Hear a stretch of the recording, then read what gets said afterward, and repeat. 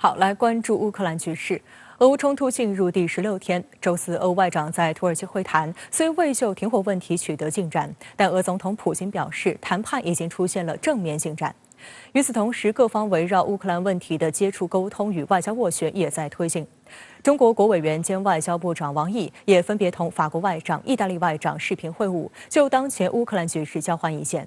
法方一方都十分关注中方提出的有关人道主义6点倡议，表示愿同中方加强沟通，为劝和促谈做出共同努力。据外交部网站周四晚发布的消息，当天，国委员兼外长王毅应约分别同法国外长勒德里昂、意大利外长迪马约举行视频会晤，重点就当前乌克兰局势交换意见。王毅提到，日前，习近平主席同德法领导人举行视频会晤，明确指出各国主权、领土完整都应得到尊重，联合国宪章宗旨和原则都应得到遵守，各国合理安全关切都应得到重视，一切有利于和平解决危机的努力都应得到支持。这4个应该是中方关于乌克兰问题的最权威立场。中方将秉持上述基本立场，同各方加强沟通协调，对劝和促谈继续发挥建设性作用。谈判是实现停火止战的唯一可行途径。中方希望国际社会继续鼓励和支持俄乌谈判，并为此创造必要环境和条件。王毅还强调，中方十分关注乌克兰的人道局势，中方已提出防止乌克兰发生人道主义危机的6点倡议，得到越来越多国家的响应支持。我们愿同各方协商推动安理会就避免出现人道主义危机达成共识。值得注意的是，王毅还对意大利外长迪马约着重提到，乌克兰危机的背后是欧洲安全问题，乌克兰危机同欧洲安全稳定息息相关。中方充分理解包括意大利在内欧洲国家的高度关切。他表示，欧洲国家应根据安全不可分割原则，在迄今达成协议的基础上，同俄方进行深入全面探讨，形成均衡、有效、可持续的欧洲安全架构，实现欧洲的长治久安。意大利外长迪马约和法国外长勒德里昂都认同，乌克兰冲突不仅对欧洲安全，而且对全球秩序和世界市场都会造成负面影响。防止人道主义危机是当务之急，愿同中方加强沟通，为防止人道主义危机推动外交解决，为劝和促谈做出共同努力。这个冲突引发的这种人道主义危机，我觉得是现在面临的是最大的一个问题。王毅国务委员也说到了，它已经影响到欧洲的安全问题，还有平民的这个人身啊，各方面还有这个西方对俄罗斯的制裁，也引起了这个世界经济格局、地缘格局的重大变化，这些都是亟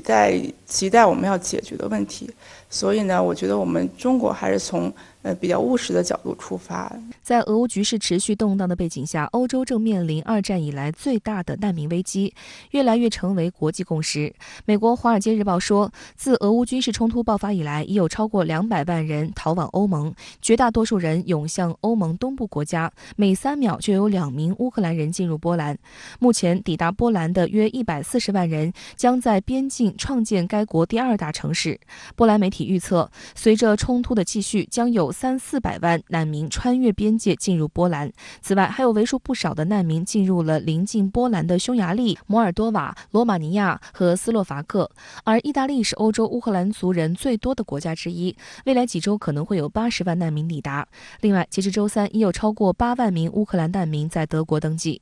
就在欧洲国家为乌克兰难民问题担忧之际，美国副总统哈里斯在访问波兰期间却发生令人匪夷所思的一幕。在哈里斯与波兰总统杜达举行的联合记者会上，有记者就接收乌克兰难民问题以及如何缓解波兰紧张的人道主义资源压力提问。哈里斯先是看了看杜达，然后说道：“好吧，有需要的朋友才是真朋友。”说完，他竟然在台上哈哈大笑起来。笑声平息后，哈里斯补充称，他已经意识到前所未有的难民潮给波兰带去了负担。不过，哈里斯当天并没有承诺美方接收一定数量的乌克兰难民，但他的失态表现招致了美国国内的强烈批评。美国也不仅仅是在难民问题上，包括在乌克兰问题上，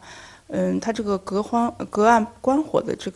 个作用太明显了。这个难民全涌到欧洲去了，美国也没有承担任何的这个责任。所以我觉得美国作为一个大国，应该也要担负起自己这个大国的责任。所以在这一点看，美国的这种双重标准也好，或者是这种高高挂起不关自己的这种态度也好，我觉得都应该值得大家去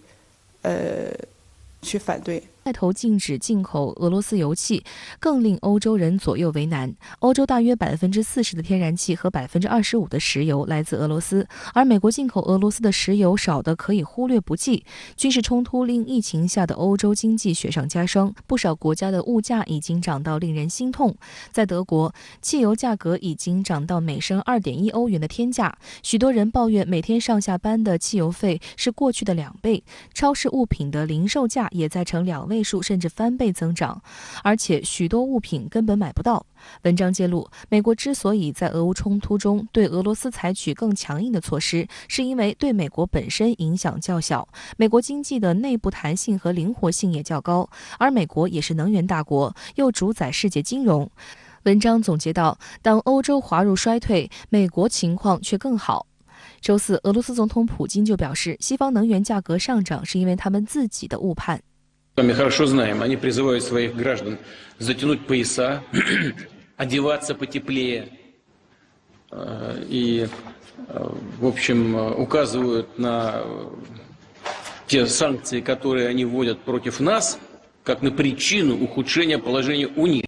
针对西方对俄制裁，俄罗斯更多的反制措施正在陆续出台。周四，俄罗斯政府批准了一份包含200多项产品和设备的暂停出口清单，涉及电信、医疗设备、车辆、农业机械、电器和技术设备以及林业产品等，有效期至2022年底。而进一步的制裁措施可能包括限制外国船只进入俄罗斯港口，并允许俄罗斯航空公司将从西方公司租赁的喷气式飞机登记为自己的财产。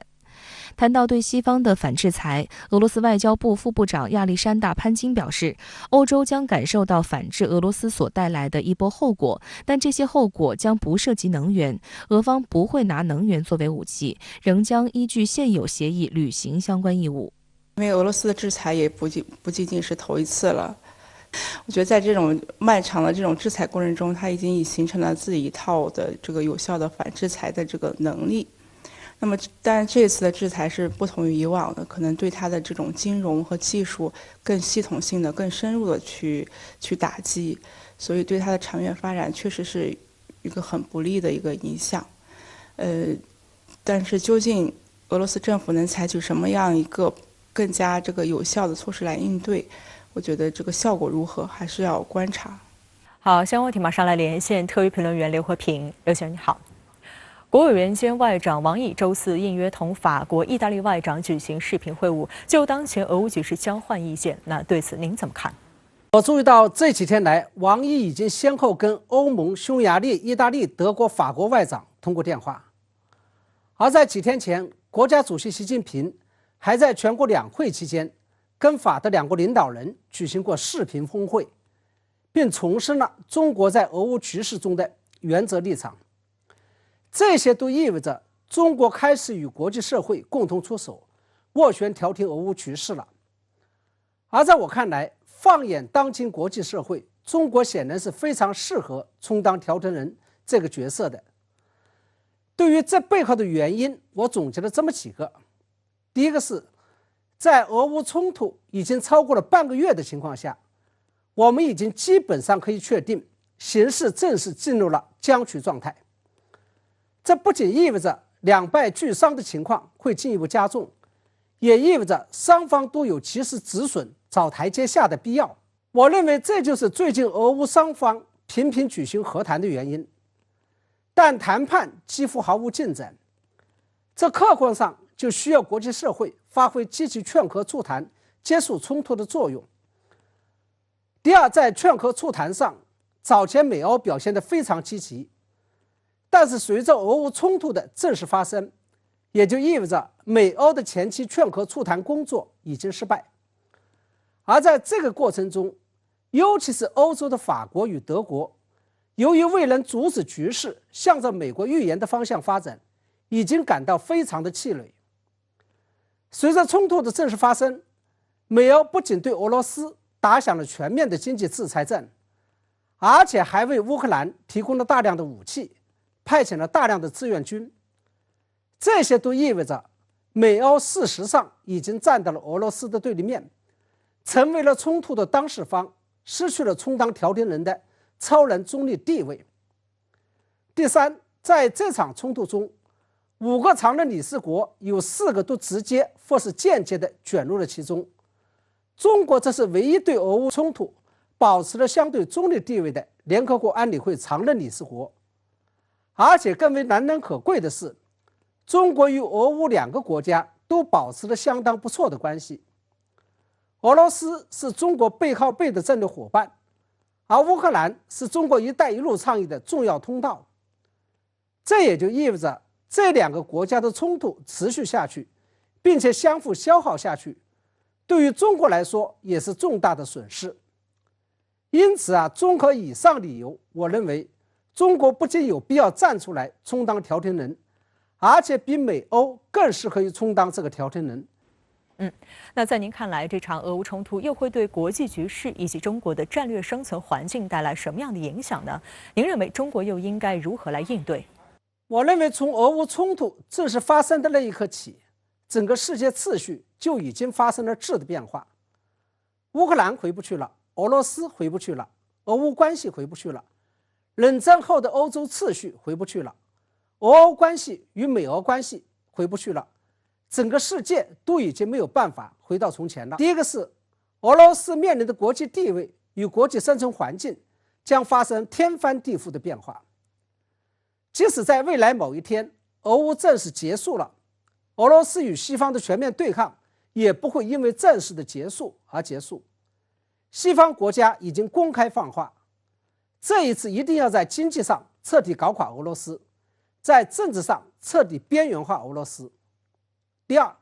在冷战结束之后，美国一直想维持自己一超独大的单极化世界，但是受到了中俄欧印等国家和地区的挑战，世界局势一度朝着多极化世界的方向发展。但是俄乌冲突的发生意味着欧盟过去30年来摆脱美国控制，实现独立自主战略的失败，欧盟将重新倒向美国，并处于美国的控制之下。从这几个角度上面来讲，我们说俄乌冲突进一步放大并激化了世界100年未有之大变局，丝毫不为过。而这就是接下来中国将要面临的国际格局与自身生存环境的变化。这个变化对于中国来说既是危也是机，而且中国的应对策略本身也会对接下来的国际局势以及自身生存环境带来关系的影响。我之所以说有危也有机，是因为俄乌冲突的发生不仅意味着美国拉拢俄罗斯对抗中国战略构想的彻底失败，而且在接下来一段时间内，美国将不得不分出相当一大部分精力来对付俄罗斯，甚至是重新将俄罗斯列为当务之急与头号对手。这无疑在客观上为中国迎来了重置中美与中俄关系的机会。好，谢谢刘和平先生在线和我们分享您的观点，谢谢。深圳卫视直播港澳台特别策划外眼看两会，今天对话的是一位在中国生活了17年的美国学者埃纳尔·唐恩。经历过中美关系的蜜月期和紧张时期，唐恩认为当前中国的成功让美国政府慌了，因此采取了一系列错误的对华遏制举措。中美应该相互尊重，合作共赢。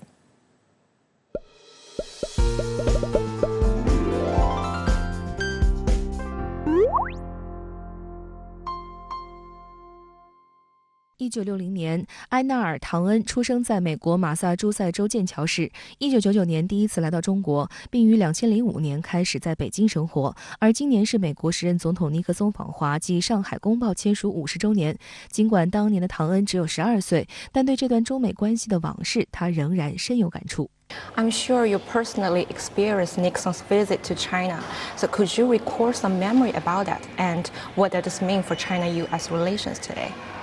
In 1972, I was 12 years old. I was living in Cambridge, Massachusetts. My father had attended Harvard. He had also attended Oxford. So he had a very, very intellectual group of friends. And Nixon was one of the top subjects at that time, but Massachusetts was one of the few states to vote against Nixon. He won in a landslide, and part of that was his trip to China. It was absolutely historic. And what you're seeing today is a kind of a full court press by the United States because it has a different system. China's success over the last 40 years just is not something that it seems you can't explain it to Americans. They just can't believe, they can't accept that there is a valid path to prosperity using a different system. And that is really what is rubbing up against these two countries today. It's in China's case, if you look at the rhetoric and the actions of China, they have been very, very, very consistent. It's been about a shared future, about bringing people up from the bottom, about getting rid of disparities. And that's not just domestically, but also internationally. 唐恩在专访中也谈及，世界经济形势面临诸多不确定性，特别是当前俄乌局势紧张，欧美等国对俄罗斯持续加码制裁。他认为，这将对新冠疫情背景下的欧洲经济复苏产生负面影响。A lot of people are talking about oil and gas. So what will be the impact on Europeans' finance and trade under the SWIFT sanctions? The impact on Europe will be could be catastrophic. Remember, food and energy, and without them, your economy would literally implode if you cannot eat, all right, and you don't have the electricity to run things. So this is an existential threat to Europe. I mean, the prices are going to go up. They're going to lose so much money at a time when the European economy is not doing well. Now, one of the issues here is that the U.S., in some ways, they're not going to benefit from the overall situation. But over the long term, if you turn to the U.S. is going to benefit from that. So this is something that, it isn't as apparent as everyone rushes to condemn Russia right now. But long term, the European Union and America are going to be at loggerheads because they have very, very different interests. And the Europeans do not want to be dependent on the U.S., especially given a lot of the high-handed unilateral trade tariffs that were imposed on allies, friends, and competitors alike under Donald Trump. That could come back. I mean, no one has any sense that the U.S. is a reliable entity anymore. 国务院总理李克强周五在人民大会堂3楼金色大厅出席记者会，并回答中外记者提问。2个多小时的记者会，从俄乌局势到中美关系，从减税降费到改善民生，从香港新选举制度到当前台海形势，对每一个提问，李克强开诚布公地给出了回答。他把中国经济增速比作登高山，认为减税降费是施肥施到根上。提到灵活就业时，他希望逐步完善政策，给骑手们系上安全带。同时，李克强提到，今年是本届政府的最后一年，也是他担任总理的最后一年。他还在记者会上谈到本届政府面临的最大挑战。2022年，中国政府工作报告提出了5.5%左右的经济增速预期目标，引发全球关注。李克强坦言，今年经济遇到的新下行压力和挑战，且不说各种复杂环境在变化，不确定因素增多，就是我们本身要实现5.5%的目标，它的增量也就是中国100万亿元量级以上 GDP 5.5%的增量，就相当于一个中等国家的经济总量。10年前，我们经济总量还是50多万亿，增长10%。增量有6、7万亿就可以了，而今年要有9万亿名义 GDP 的增量。这就好像登山，如果你要登1000米的山，想爬10%，那100米就可以；如果你要登3000米的山，想上5%，那就是150米。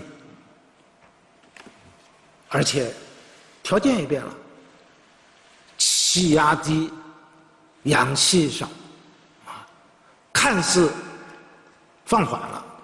实际上分量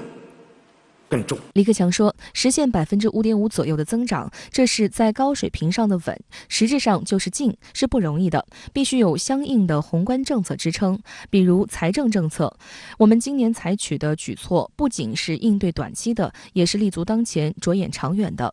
在回答关于减税降费有关问题时，李克强表示，通过实践看，在一系列政策工具中，减税降费的效果不错，是施肥浇到根上。李克强提到，去年和10几位企业家交谈，他们谈到运行中的困难，在大规模投资、发放消费券、给企业减税降费中，他们几乎异口同声地选择了第3项，因为这是最直接、最公平、最有效率的。从今年我收到的有关报告看，普遍把减税降费作为对政府宏观政策的第一个期待。看来啊，施肥还真是要浇到根上，根壮才能枝繁叶茂。政府工作报告提出，今年新增城镇就业人数在1100万人以上，城镇调查失业率控制在5.5%以内。在中国经济仍面临下行压力的背景下，如何实现这一目标也是外界关注的焦点。在提到就业问题时，李克强分享了一个故事。我春节前到西北农村调研，农民就告诉我，他一个孩子上大学花费1年得1万多块钱，还有一个上高中得8000多块钱，靠种几亩地是不行的，必须有打工的收入。我也真是为我们的人民群众感动。国家统计局发布的数据显示，2021年中国灵活就业人数已经达2亿人左右，劳动关系多元化成为当前劳动力市场发展的显著特征。随着双创快速发展，新业态新模式不断涌现。与此同时，仓储分拣工、快递小哥、网约车司机等灵活就业岗位持续增加。2022年政府工作报告中指出，要完善灵活就业社会保障政策，开展新就业形态职业伤害保障试点。李克强说，作为一个发展中国家，灵活就业形势会比较长期的存在，要逐步完善政策，给这些骑手们系上安全带。他们风里来雨里去，确实很辛苦，很多地方在给他们提供暖心服务。作为政府，对侵害他们劳动权益的，乃至于必要的劳动保障，我们要逐步的采取完善的政策。也就是说，要给这些骑手们系上安全带，让灵活就业等新就业形态既解燃眉之急，还激发市场和社会的活力与创造力。在回应帮助特殊困难行业的相关问题时，李克强说，疫情发生后，受冲击最大的是服务业，特别是接触型的服务业，其中量大面广的是中小微企业。对这些特殊困难行业，中国已经出台了40多项扶持政策。大家可以想象，市井长巷，店铺林立，热气腾腾，那就是熙熙攘攘的人间烟火。如果关门了，那可不是大吉，老百姓生活都会受到影响。所以我们扶持这些特殊行业，不仅是让他们挺过去，而且也是给人民的生活有温度，让我们的经济能够显示更多的生气。2022年全国两会正式落下帷幕，海外媒体通过两会这一窗口，密切关注着中国如何擘画更好的未来。中国经济增长目标、中美关系、对外开放等议题成为外媒焦点。路透社报道称，在新冠疫情背景下，中国要实现 GDP 增长5.5%的目标面临不小挑战。中国政府用登山对此做出形象比喻，并将今年增加财政支出2万亿元人民币以上、大规模减税降费等举措视为给登高山的人舒养。因为我们去年就已经超过110万亿的总的大盘子 GDP， 然后呢，另外我们特别关注民生的，我们的通胀水平还不到1%，0.9%。从供给侧的角度来看，我们打赢了这个蓝天保卫战。这个脱贫攻坚战，包括重大风险的防范战。那我们从消费的角度来看，我们已经成为全球这个增长最快的、最具潜力的这个消费市场，也就是可以成为全球最大的消费市场。那从进出口的角度来看，去年其实我们是双位数的增长，所以在今年我觉得5.5的增长速度，我认为坚信是可以实现的。而且虎年嘛，虎虎生威，一定会取得如虎添翼的成果。中国经济稳字当头，对世界经济也有特别意义。新加坡海峡时报援引分析人士观点称，对世界来说，中国能够实现经济增速预期目标将是一件好事，因为与增长5%相比，中国实现5.5%左右的增长目标，将使全球经济增长提升0.1个百分点。对于与中国有着密切贸易关系的地区国家来说，将是一个亮点。芬兰赫尔辛基时报表示，目前世界仍处于新冠疫情蔓延和经济复苏缓慢的困境中，在此关头，中国政府稳经济的关键性举措将为世界提供新的动力和正能量，帮助人们重新燃起为共同未来努力的信心。记者会上，李克强总理还就对外关系以及国际热点议题阐述中方立场。就中美关系，李克强表示，两国虽然时有磕磕碰碰，但既然双方互相打开了大门，就不应再关上，更不能脱钩。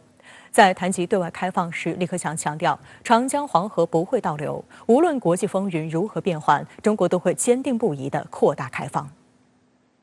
当前乌克兰的局势是世人瞩目，中方也深感担忧和痛惜，真诚的希望乌克兰局势能够得到缓解，早日回归和平。就乌克兰局势，李克强表示，中国始终奉行独立自主的和平外交政策，发展双边关系从不针对第三方。我们本着相互尊重、互利共赢的精神，同各方发展合作关系，为世界提供更多的稳定性。事实上，当前的乌克兰局势令人担忧。中国领导人已多次呼吁保持最大限度的克制，尽最大努力支持俄乌双方克服困难，进行谈判，谈出和平的结果。此外，中方还提出应对乌克兰局势，特别是人道局势的倡议，并向乌方提供人道主义援助。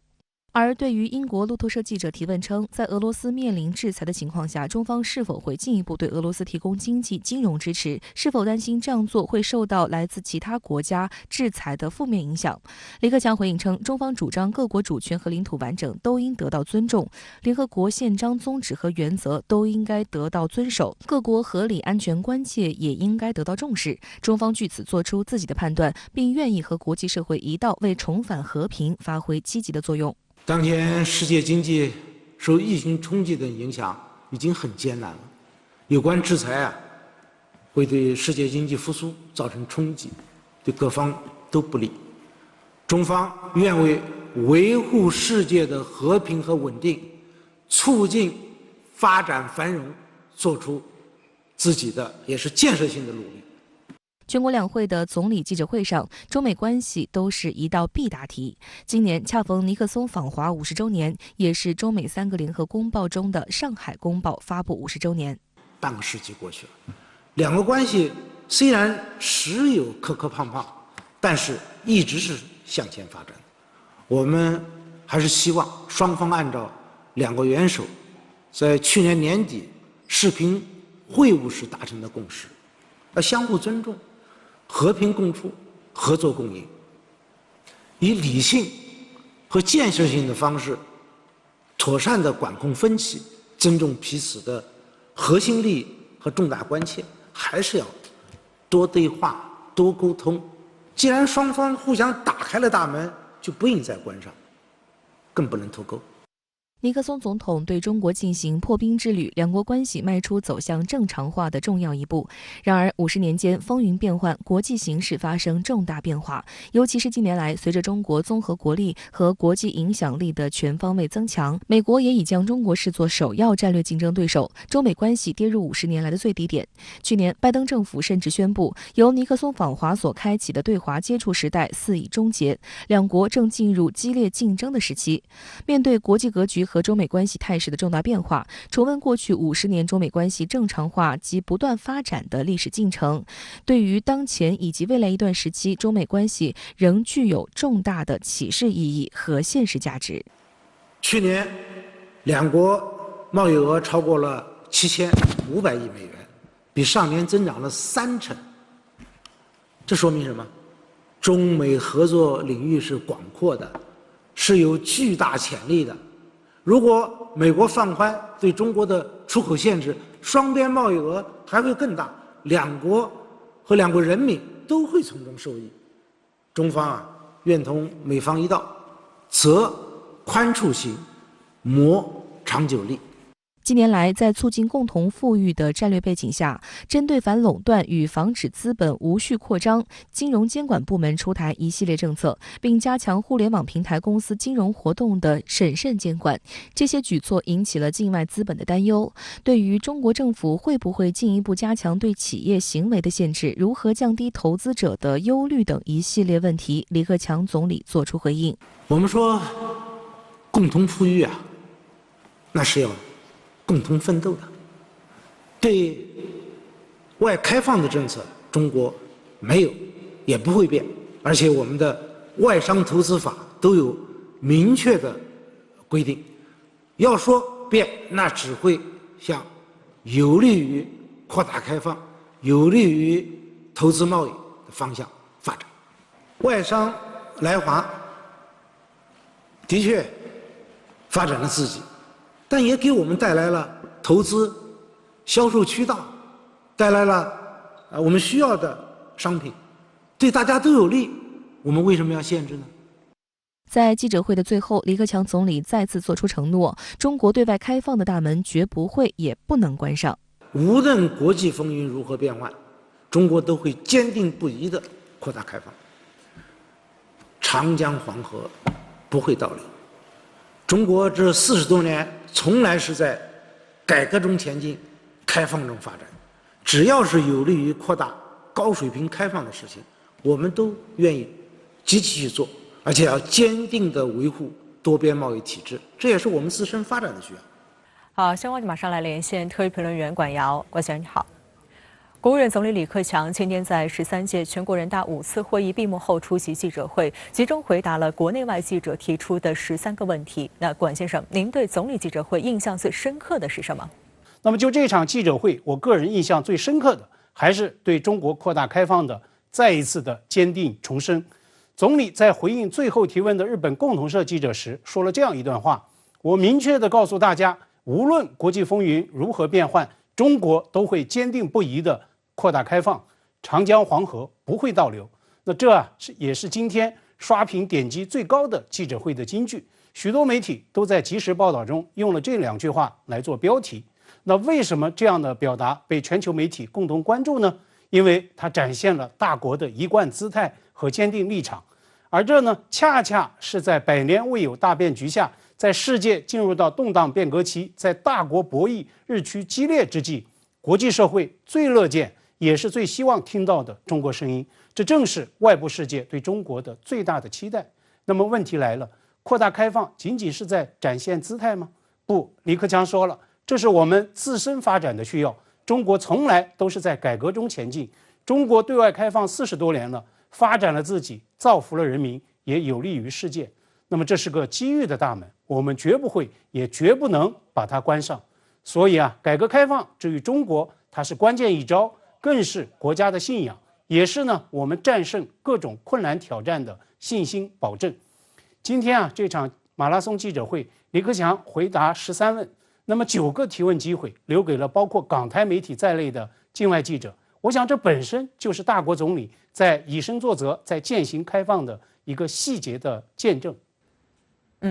人民与民生是这场记者会提及率最高的2个关键词。那您认为这意味着什么呢？江山就是人民，人民就是江山。大国总理今天的记者会回答，体现的正是这样一种执政理念和民本立场。比如呢，他谈到出任总理时召开第1次记者会就是在金色大厅，他当时呢就明确表态要持续发展经济，不断改善民生，促进社会公正，这是我们政府的基本任务，行大道，民为本，利天下。那么就是要以民之所望来作为施政所向。所以我说这场记者会他的情感投入是极度饱和的。李克强一切为了人民的执政理念与共情表达，确实呢非常打动人。比如他说到在和老百姓交流时的真实的感动，谈到他们努力打拼打工，风里来雨里去。又如呢，他表示相信普通人有上上智，把老百姓的特长、聪明才智发挥出来，就业的大舞台就会绚丽多彩。乃至呢，那个要为骑手们系上安全带的这种接地气的比喻等等，这些显然都是李克强人民情怀最自然的真情流露。大国总理可以说心中装着人民。那如果我们联系李克强在回答联合早报记者提问时，对今年是本届政府最后一年，也是我担任总理的最后一年的确认，我相信这样的共情感呢，就来得更加强烈。由此，李克强那句掷地有声的坚定表态，我和我的同事们会以锲而不舍的精神恪尽职守，用实干来践行承诺，那么就更加让人信服，也更加让人动容。李克强在回顾本届政府历程时直言，新冠疫情及其给经济带来的严重冲击是最大挑战。那这又传递出怎样的信号？新冠疫情是这场记者会的又一个关键词，13个问题中有好几个都直接或者是间接关联疫情。甚至呢，在回应有关俄乌冲突对经济层面的影响时，李克强毫不讳言，当前世界经济受疫情冲击等等影响已经很艰难了。那么有关的制裁会对世界经济复苏造成冲击，对各方都是不利的。李克强在谈到本届政府的最后一年，也是他担任总理的最后一年时说，我们面临的形势依然复杂严峻，困难和挑战依然众多。所以他今天对最大挑战的这个再度的强调，实际上传递的这个信息呢，再明确不过，应对疫情及其经济冲击仍然是本届政府的重中之重，是压倒一切的任务。那么就西班牙埃菲社记者提问中国的动态清零战役方略，李克强他的回应体现了这样一个核心原则，那就是呢，要统筹疫情防控和经济社会的发展。一方面要根据疫情形势变化和病毒特点来使防控更加科学精准，保障人民的生命健康；另一方面呢，也要保障正常的生产生活秩序，保障产业供应链的安全。那么就当下而言，世界范围之内，疫情形势有没有发生变化？如果有，发生了哪些个变化？病毒传播出现了哪些个新特点？无疑要确保战役防疫科学精准。那么对这些关键的追问的判断把握，不能也不应该有偏差。现阶段可以说，香港战役压力山大，进入2月以来的新冠疫情致死率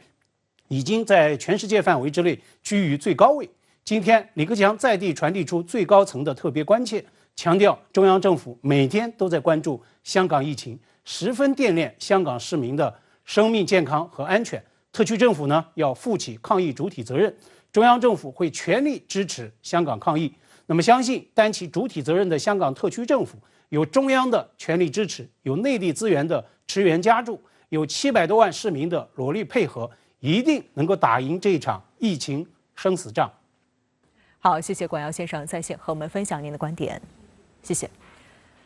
近段时期以来，少数美西方政客搞所谓以台制华，令岛内民进党当局产生误判，妄图挟洋自重来以武拒统，加剧了台海紧张局势。外界极为关注今年全国两会上会在对台政策方针上释出哪些信号。继在政府工作报告中提到涉台内容后，李克强总理在记者会上再次表示，两岸同胞说到底是一家人。另外，针对依然严峻的香港疫情，李克强表示，中央政府每天都在关注着香港疫情，特区政府要负起抗疫的主体责任，中央政府会全力支持。当前香港新冠疫情形势严峻，特区政府依法决定推迟第6任行政长官选举，集中精力来抗疫，我们充分理解和支持。中央政府每天都在关注着香港疫情的发展，十分惦念香港市民的生命健康和安全。特区政府要负起抗疫的主体责任，中央政府会全力支持抗疫。我们也希望特区政府团结带领香港各界人士，继续发展经济，改善民生，巩固好、提升好香港国际金融、贸易和航运3大中心的地位，保持香港长期繁荣稳定。在两岸关系不确定、不稳定性增加的情况下，大陆方面将如何应对台海局势，维持并且增进两岸民众的福祉，也是外界关注的焦点之一。我们的对台大政方针是明确的，我在政府工作报告中都表述了，就是坚持一个中国原则和9·2共识，坚决反对台独分裂行径，推动两岸关系和平发展和祖国统一。李克强表示，只要两岸同胞和衷共济、团结向前，就一定能够推动两岸关系和平发展，共享中华民族复兴的福祉。两岸同胞说到底是一家人，手足亲情，任何时候都是割不断的。我们愿意继续同广大同胞、广大台湾同胞分享发展机遇，对来大陆发展的台湾同胞提供同等待遇，为他们办实事、解难事。近一个时期以来，美国一些反华势力接连打出以台制华牌。另一方面，岛内分裂势力挟洋自重，与外部干涉势力频频勾连，导致了台海局势高度紧张。从李克强总理3月5号在政府工作报告中提到的涉台内容，到全国政协主席汪洋参加人大台湾代表团会议所做的讲话，都反映出了大陆对台工作的大政方针。一方面坚决反对台独及外部势力干涉，一方面扎实推动两岸关系和平发展、融合发展。周五，香港特区行政长官林郑月娥继续主持发布会，介绍抗疫最新进展，讲解疫苗接种安排。林郑月娥说，香港去年2月底开始推行新冠疫苗接种计划以来，特区政府一直不遗余力，有关措施有成效，但不足够。政府在近期将全面推动长者及儿童的接种工作。周五，深港跨境货物运输香港侧集中接驳试运行启动，10名赴港货车司机驾驶10辆装载48万盒莲花清瘟、30万个 KN95 口罩等防疫抗疫生活生产物资的货车从皇岗口岸出发，按指定通行路线直接过关运抵香港一侧接驳点。据悉，赴港司机严格按照香港运输署指定路线前往接驳点，实施香港侧接驳点不换人、不换车、只换柜的集中接驳，在完成任务后立即原路返身入境，全程非必要不下车，并严格遵守深港两地政府最新的防疫规定。自香港返身后，纳入2点一线全流程闭环管控，入驻司机驿站，坚决杜绝疫情传播风险。这一新模式的探索运行，将减轻了香港跨境司机入境作业带来的疫情防控风险，实现赴港司机、车辆及供港生活生产防疫抗疫物资快速通关，供港物资当日达。周五，在北京参加完13届全国人大5次会议的港区全国人大代表返回香港。港区全国人大代表陈勇表示，正当香港努力抗疫之际，多位国家领导人在两会期间，透过港区人大代表向全体香港市民表达关心、关怀和鼓励，更以全力和全方位实际行动支持抗疫。中央再次给了香港定心丸，相信香港定能战役成功。